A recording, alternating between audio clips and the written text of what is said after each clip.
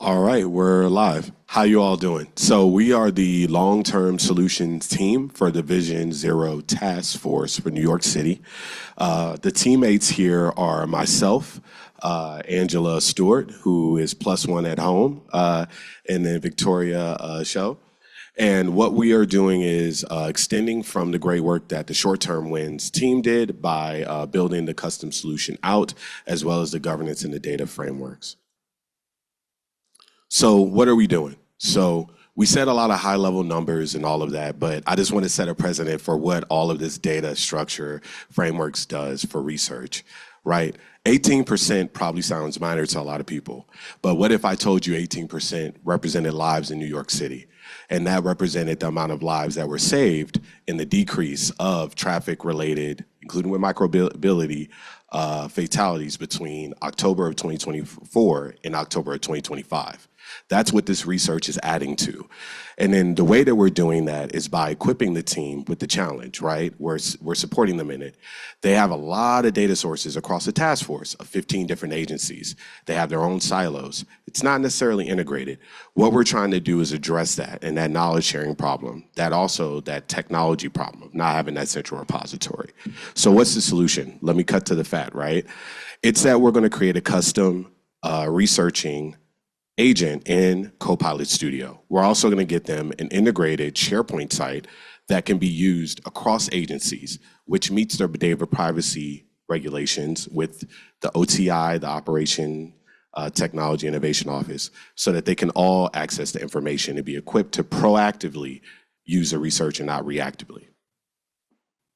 All right, so I won't spend too much time on the Vision Zero's mission slide because we all got the same problem statement and challenges from the VZTF team, our long-term team, and the short wins team. So essentially, Vision Zero's mission is the same for both teams. So we'll move on to the next slide for this one. Do you want to give me the clicker? Okay. And we'll focus mostly on our interpretation of the problem and how we are going to provide 3 focused priorities for the long-term solution that we are proposing. So the first is strengthening knowledge integration, which is related largely to processes. So this is the kind of knowledge hub, the agent, and the SharePoint that Jordan alluded to. Then it's also enhancing foresight on emerging technologies, which is really the tech piece of the solution we are proposing. And then also building a long-term governance, which is largely the people focus of the plan. So this is where we plan to implement and continue the work that the short-term wins team did with the training, and then also making sure that we have the practices established to sustain these great recommendations and solutions and bring them into the future. All right, so we went with a 3-pronged approach. First is to build a unified AI-enabled knowledge strategy, which is aligned to the technology portion of what we talked about on the previous slide. Second, to build a federated governance model, which is aligned to the people and process solutions that we will discuss related also to what we discussed on the last slide. And then lastly, internal AI and KM capability building. So KM stands for knowledge management, as most of us know here, but for those who don't, also aligned to people and process. So just want to also point to the icons in each of the boxes because those will serve as our guiding framework for where we are throughout the rest of the presentation. All right. So if you see here, the icon is for technology. So what we're trying to address here in recommendation 1 is the actual systems themselves and getting through the technology barriers. The way that we're doing that in shorthand is a unified AI-enabled knowledge strategy. Why we're doing that is for the CMS or the records management system to be integrated with whatever AI entity is doing some agentic actions for them. Set that custom agentic acting AI entity in place. Make sure it meets all the data privacy barriers, all the security barriers. Make sure it meets the licensing barriers. And then we're launching it. So if you see here, you have the SharePoint Knowledge Hub, which will be a SharePoint list.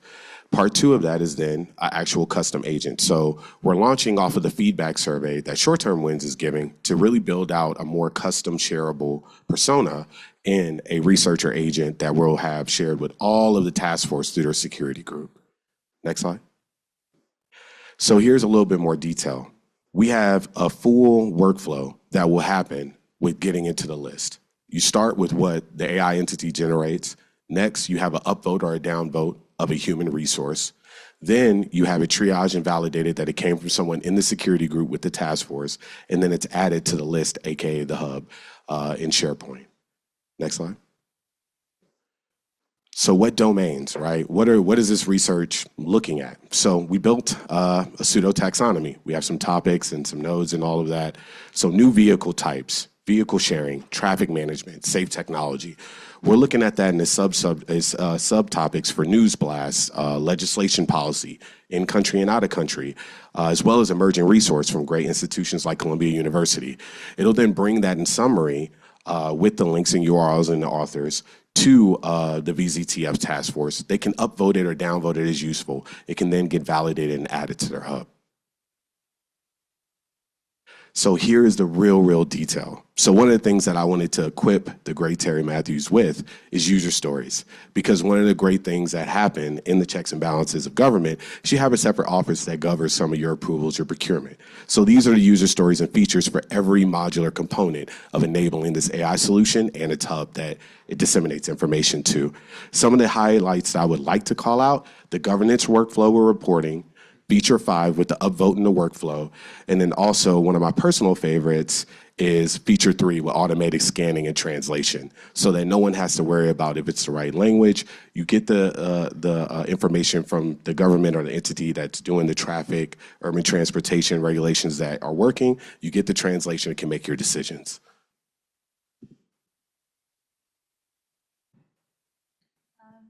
We pull up our teammates. Now passing it off to our remote partner.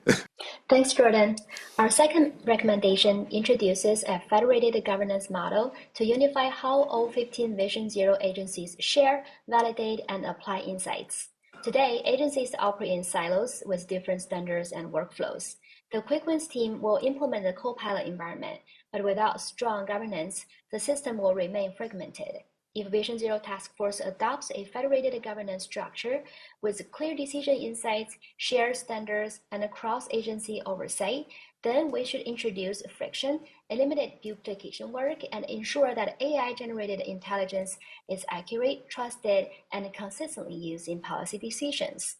So to make this operational, we propose 5 actions. First, establish a governance charter that defines responsibilities and formalize the change advisory board. Second, standardize the taxonomy and metadata so all agencies classify insights the same way. Third, integrate Copilot into the workflow through a process managed by knowledge stewards. Fourth, create accountability with monthly quality reports and a cross-agency dashboard. And fifth, strengthen collaboration through monthly insights reviews and a SharePoint governance library. Together, these steps transform the Quick Wins Copilot into a long-term, citywide intelligence system that supports consistent, high-quality decision-making across Vision Zero Task Force. Our governance model is supported by 4 key stakeholder groups. The Interagency Data and Innovation Council acts like the central decision body, setting standards and ensuring alignments across all agencies. The Change Advisory Board provides specialized oversight for system updates and compliance. Knowledge stewards embedded in each agency review Copilot insights, apply taxonomy, and maintain day-to-day quality. And the mayor's office sponsor sets the overall vision and enforces the participations. Together, these roles create the structure needed to maintain a consistent, high-quality knowledge ecosystem. Recommendation 3 focuses on building the internal AI and knowledge management capabilities needed to sustain the knowledge hub long-term. Technology alone isn't enough. Our diagnostics show that while Vision Zero Task Force members understand the needs for better research, many still may lack the practical skills and shared routines required to use AI tools effectively. So the first 2 components build directly on the Quick Wins training. Applied AI literacy training continues the Copilot skills, and teaching them how to evaluate AI insights and apply human-in-the-loop review. Cross-agency learning routines like monthly insight reviews and quarterly trained sessions reinforce that training and help agencies interpret global research consistently. The most critical long-term capability is the knowledge steward network. These stewards sit within each agency and are responsible for maintaining quality, reviewing Copilot outputs, curating, validating insights, updating taxonomy, and escalating issues to the Interagency Data and Innovation Council. They are essential for sustained accuracy and alignments across all 15 agents. Finally, we introduce long-term practice guides and SOPs. These creative institutional memory, giving staff clear workflows, validating checklists, and data boundary rules to the system remains consistent even as people and technologies evolve. Together, these four components ensure Vision Zero Task Force builds not only the technical capability, but the human and organizational capability needed to make the Knowledge Hub a durable, long-term asset. Next, Victoria will introduce the implementation plan. All right, so I'll be reviewing our implementation plan and change roadmap. So in phase one, this is really about securing approval. So we have to make sure that the right teams are bought in, and especially our OTI team, we learned has a lot of power within VZTF, so they definitely need to be on board. And phase two of the plan includes building those governance structures that Angela just spoke about, procuring the Copilot Studio that will be able to kind of bring this recommendation and the solution to life, and establishing that interagency council and change advisory board. So with these first two phases, these are kind of the people and the process aspect. And then in terms of phase three, this is kind of where the technology build really happens. So this is configuring the research agent, launching the pilot, and then also delivering those training modules and publishing those SOPs that will explain kind of the process portion. And then lastly, we brings us home to phase four. And phase four is all about scale. So we really want to ensure that, again, this is a sustainable solution that will last long into the future for VZTF. So we want to make sure that it's handed over to the right people. So the data working group will take over from the implementation group. Thank you. What floor is that again? Sorry? Oh, hi, Geraldine. Sorry, we can't hear you. Do you want to cut in? No? Okay. All right. So that's the four phases that we have. And I didn't, go explicitly into each risk, but with these four phases, there may be a couple of risks, but we tried to identify the one that we felt was the top one and most pressing for each of these phases. And again, people, process, and technology will be integrated and aligned into all four of these steps. And then the meat is the expected value and impact, probably the most important part. So we will unify the 15 agencies to have a single source of truth to house all of the research. So this is really the knowledge sharing portion of the project, where all of the agencies will have access to share and collaborate with the research that they are doing, essentially eliminating the kind of silos that may pop up between 15 unique agencies.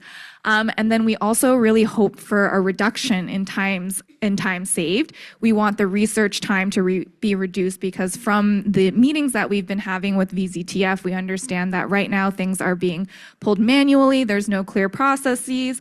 People have to comb through the documents and read through them themselves and take notes. So this can take weeks to days. And so we really want to reduce that time and that manual effort. And from our research, we think that 50% is actually the minimum amount of time saved that we hope to achieve with this initiative, and maybe even up to 70% or more. And Jordan and I both work in technology and work closely with AI, and we can probably say that this is very true on our end, that AI has definitely reduced manual effort and time saved by at least 50% just by us using it. Agreed. And then lastly, on the proactive monitoring and management side, this is where we're really addressing what the VZTF task force came to us with as their problem statement. So we are really trying to solve their problems by aggregating, translating, and distilling insights across emerging trends, technology, and also policies, whether that be here in New York, abroad, or in the United States in general. So that's kind of our holistic value and impact that we would like to have. And then lastly, we have our call to action. So this is the next steps per se that we hope the VZTF agency will kind of take from this presentation. So in order to kickstart the AI implementation, we need the buy-in. So that's kind of we explained that in the implementation plan, but the buy-in is definitely important, especially in this kind of government agency that we have all different agencies coming together. Then empowering the AI and knowledge stewards. So it's important to establish a rotating cohort of different representatives from each of the agencies who will kind of take the responsibility and ownership of moving this initiative forward. And then lastly, we want to emphasize here proactive policy and foresight. So this is, we want to emphasize the proactive part. So currently, most of the research is being aggregated reactively, policies are being made reactively, and we really want to emphasize that this initiative is not just a technology solution. It's meant to not only reduce time saved and aggregate research and insights, but allow VZTF to make proactive policy decisions in order to actually save lives and do what their mission and their goal is. So we want to thank you all for coming, for listening to this presentation. Thank you to Terry. Thank you to the task force. Thank you to our professors. We will now open and invite our short-term wins